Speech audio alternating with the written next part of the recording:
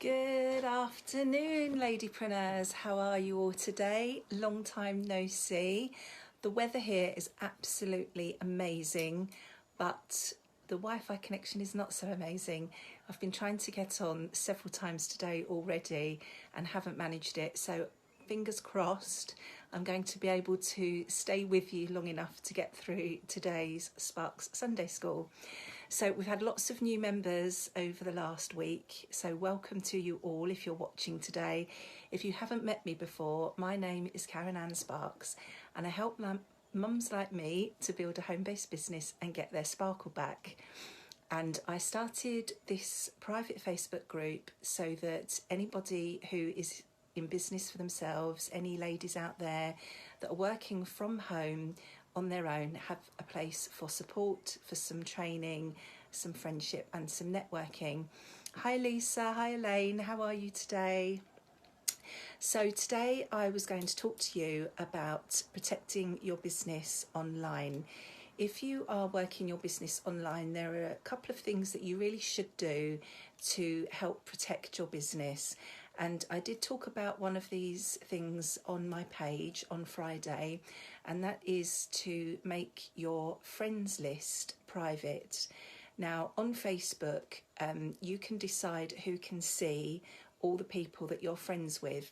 But if you're using Facebook to network, to build a network of people that may well be interested in your product or in your service or in joining your company, if you are in network marketing, you are using your friends list to sort through people and to filter them across. And some people who are unscrupulous can use that fact to their advantage. And if they're in a similar niche to you, they can just trawl through your friends list and target your friends for their own business. So the way to safeguard that is to actually set your friends list to private. You can do this in the settings. Obviously it will be different whether you're on a tablet or a PC or a phone, but just go into your settings on your Facebook account and go to your friends list, and you can set that to so that it says who can see your friends of friends, all that sort of thing. And there should be one section that says only me. So if you click on that, then people who come across you and look at your profile can't actually see straight away who you are friends with. I think you can still see mutual friends with people. So if you are already friends with somebody, or if they come across you and have a look at your profile, they can see who you have friends in common with them, but they can't actually see your whole friends list. So that's just a quick way to protect that. Hi Lisa. Okay, yeah, that's absolutely fine. The second thing to do is to start building an email list. Now, if you are working on Facebook, it's absolutely fantastic. It's a free platform. You can build a huge network of people on Facebook and start connecting with people, building relationships. But there's always the chance that Facebook could disappear overnight. It is highly unlikely, but it is a possibility. You don't own anything on Facebook. It's somebody else's platform, and they can decide overnight to change the way they do things. And if that's the only place that you have been working, you could lose your business overnight without any prior warning. So the way to protect yourself from this is to start building an email list as soon as you go into business. And that's just a matter of finding a way to offer somebody something that's valuable in exchange for their email address, so that you can get in touch with them, completely separately to Facebook at any time if you need to.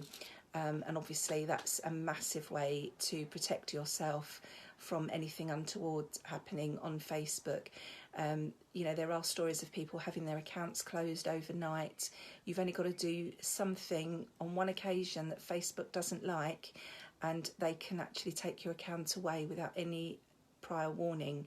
So it just makes sense to have somewhere separate that you've got a way of contacting all of your customers, your business partners, and all the prospective customers and big business partners that you've spent time building within your network.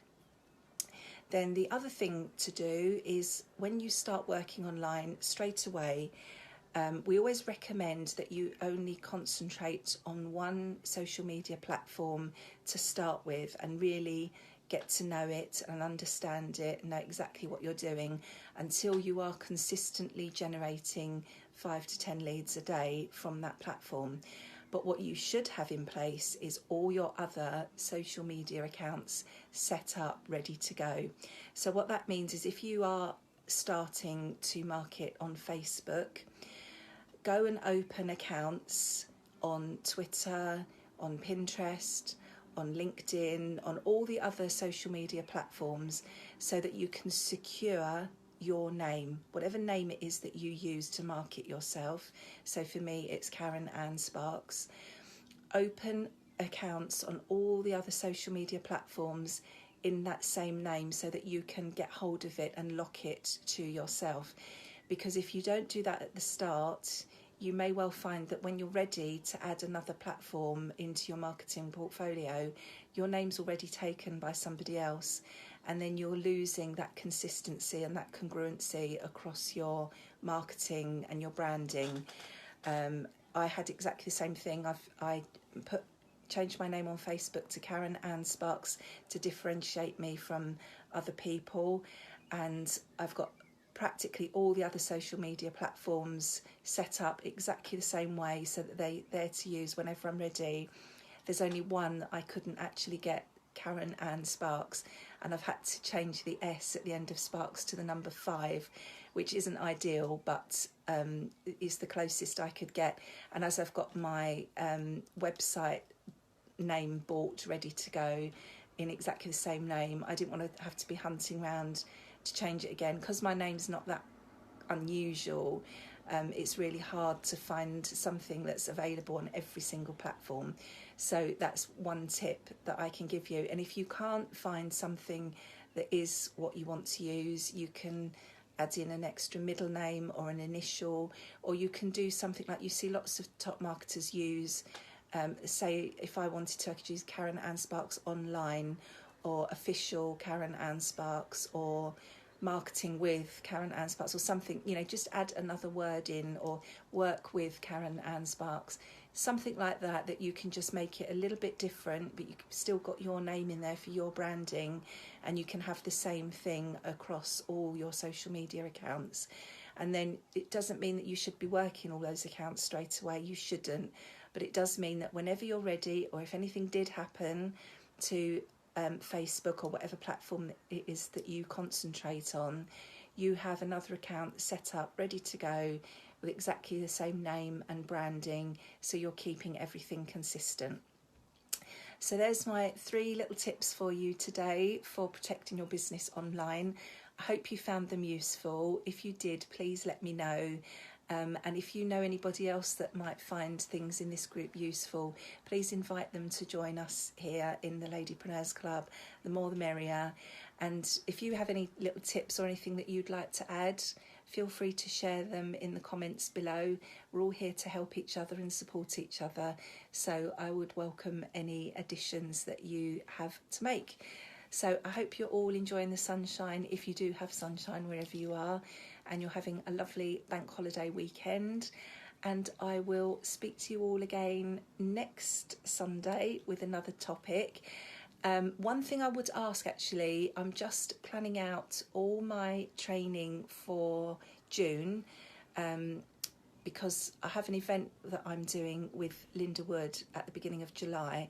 So I'm going to be preoccupied with that over the next few weeks. I want to get all my topics in place for the next few weeks. So if there's anything at all that you would like to see covered, anything you want to learn more about, or anything that you're not sure of, or something I've done before that you want to see repeated and updated, can you let me know in the comments, because I can take that on board and build that in over the next few weeks. because if I can get everything sort of organised and in place so that I know what I'm doing, then it frees up my mind space to concentrate on the event that we will be holding at the beginning of July. And if anybody is interested in coming along to that, it will be here in Chichester. It will be on the 1st of July, and it's going to be about getting focused, getting clear, getting your vision straight, and we're going to be working on vision boards as well for part of the day. So if that's something you might be interested in, let me know, and as soon as we've got everything finalised, I can get some information out to you. We've got practically everything in place already to go. We're just sorting out our marketing at the moment, and it's the first one we're doing, so we're sort of learning as we go. But if you want to get on the initial list, because we're not going to have that many places, let me know, and then I can get back to everybody in order, first come, first served.